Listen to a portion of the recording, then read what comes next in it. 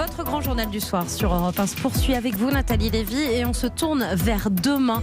Et demain, c'est une journée spéciale sur Europe 1, Allo Impôt, pour vous aider à remplir votre déclaration de revenus. Votre invité ce soir, Nathalie, est Charles-René Tandé, président du Conseil supérieur de l'Ordre des experts comptables. Bonsoir Charles-René Tandé, bienvenue sur Europe 1.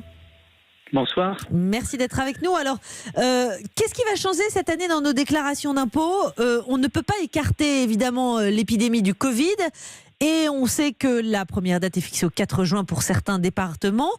Concrètement, qu'est-ce qui va changer ? Oui, alors en fait, le grand changement déjà, c'est qu'il y en a beaucoup qui n'ont plus rien à faire avec la déclaration automatique des revenus. À partir du moment où vous avez des revenus qui sont connus de l'administration fiscale, eh bien, ce qui était pré-rempli, la déclaration pré-remplie, fait que cette année, vous n'avez pas reçu de déclaration papier et vous n'avez rien à faire, sauf s'il y avait un changement dans votre situation personnelle ou si, par exemple, vous aviez des nouveaux types de revenus. C'est ça, c'est-à-dire que si on a uniquement son salaire, mais pas de biens, par exemple, fonciers, là, c'est prélevé effectivement chaque mois, ni plus ni moins.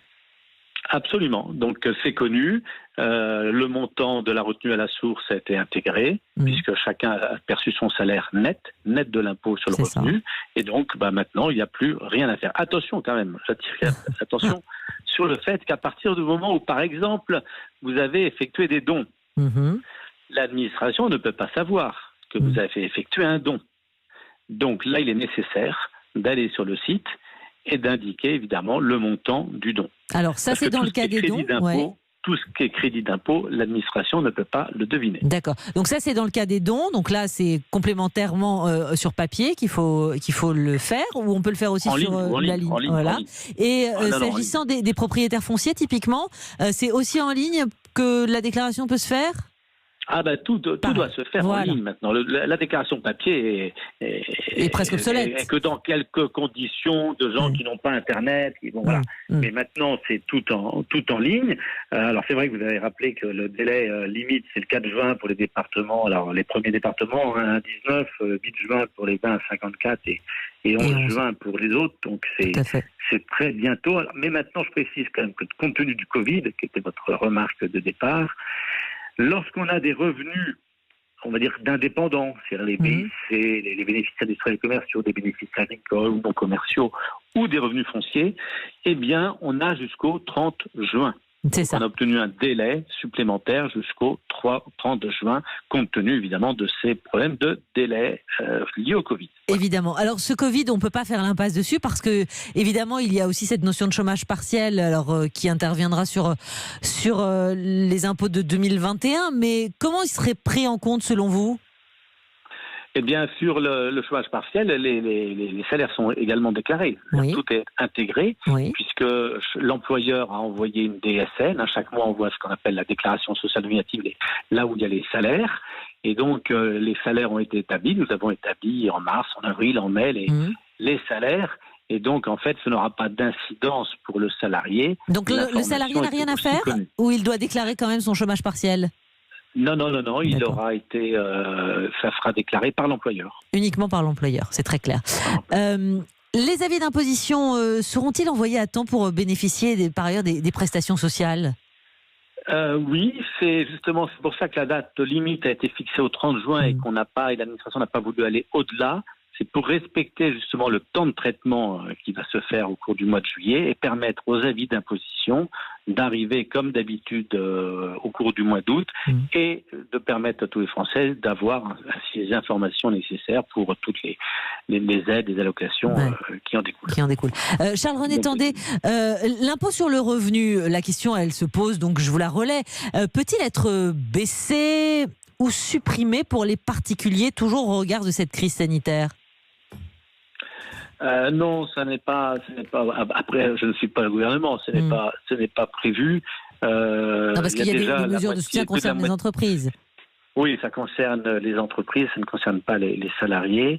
Les salariés ont eu un revenu qui a été plutôt assuré. Alors éventuellement un petit peu en baisse en effet quand on est en activité partielle, mais les salaires ont été payés quand même.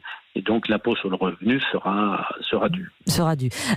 Si on prévoit quand même, je vous pose une question très, très concrète, quand même une baisse de revenus effectivement cette année de plus de 10%, est-ce qu'on peut cette fois moduler son taux, parce qu'il y a aussi cette histoire des taux, pour être moins ponctionné ? Absolument, ça c'est la règle générale.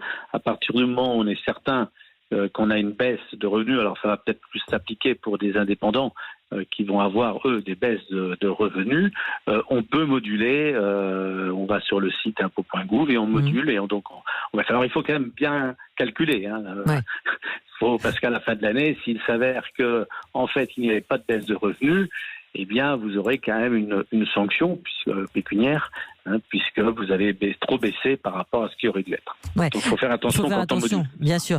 Faut-il déclarer par ailleurs la suppression de l'aide ménagère pour recalculer le crédit d'impôt ? Il faut déclarer, bien sûr, je le disais, pour les crédits d'impôt, donc tout ce qui est aide à domicile, ouais. C'est un montant qu'il faut absolument déclarer. Parce qu'autrement, si vous ne le déclarez pas, bien évidemment, vous aurez un impôt majoré. Évidemment, vous me le confirmiez, mais je le savais. Mais si on se met un petit peu dans la position de l'État, vite fait, parce qu'on parle bien sûr des salariés, on parle des citoyens, mais bien sûr l'État a apporté son soutien financier avec le chômage partiel aux salariés pendant cette crise et pendant ces 2 mois, et même si c'est ajusté encore là pendant ce mois de juin. Comment l'État peut faire pour rattraper le manque à gagner de ce système de chômage partiel, selon vous ? C'est vrai qu'on voit les sommes colossales qui ont été accordées, les aides et les budgets, le déficit de la sécurité sociale comme le déficit de l'État, et le ministre tout à l'heure l'a rappelé. Oui. C'est vrai que ce sont des montants colossaux. Il faudra beaucoup de temps pour rattraper. Alors il y a des mesures d'étalement qui je crois qui sont prévues.